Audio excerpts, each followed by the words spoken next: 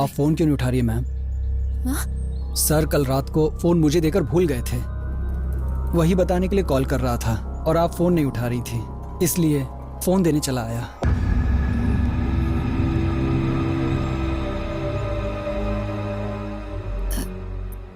Sir अभी तक जागे नहीं हैं। अभी तक सो रहे हैं? अब जाओ, बाद में आना।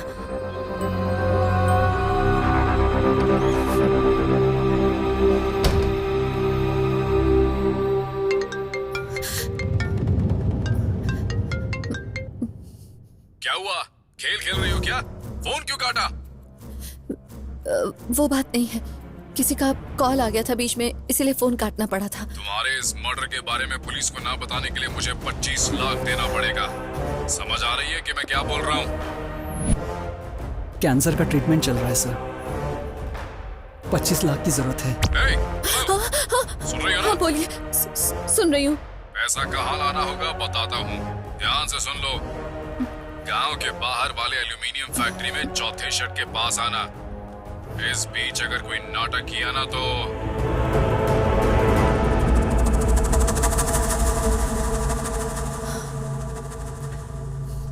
पक्का यही है।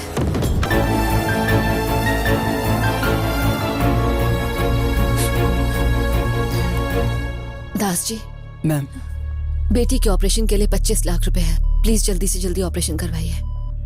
उस दिन राहुल सर और गणेश के बीच में हाथापाई के समय मैं वहां से बचकर अपनी बेटी के लिए सर्जरी के लिए 25 लाख चोरी करने के लिए सोचकर लॉकर रूम में गया था। मैंने लॉकर ओपन करने की कोशिश की, लेकिन मैं उसे ओपन नहीं कर पाया, तो मैं वहीं रुक गया। तब तक इन दोनों की हाथापाई की आवाज बंद हो चुकी थी। थोड़ी देर बाद चीखने चिल्लाने की आवाज सुनकर मैं हॉल में आ गया। तब मैंने देखा कि वो तीनों मिलकर सर को मार रहे थे। क्या करूं, कुछ समझ नहीं आ रहा था। और फिर कुछ देर बाद मैंने देखा कि आप राहुल सर की लाश के पास आकर बैठ गए और फिर आप उन तीनों को कहानी बता रही थी। तब मैंने वहां से बचकर निकलने की कोशिश में आप लोगों को डाइवर्ट करने के लिए मैंने ही वो वाटर टैप खोल दिए थे। फिर भी उन तीनों में से एक हॉल में ही रह गया था, इसलिए मैं वहां से निकल नहीं पाया। बचने की कोशिश में उन कर्टन्स में आग मैंने ही लगाई थी। मेरे इस केस में फंसने से मेरी बेटी का क्या होगा, यही सोचकर अपनी फैमिली को लेकर गांव चला गया। मुझे याद है उस दिन मैंने आपके बारे में नहीं सोचा था, लेकिन आपने मेरी बेटी की जिंदगी के बारे में सोचकर ये पैसे ला कर दिए। मुझे माफ कर दीजिए।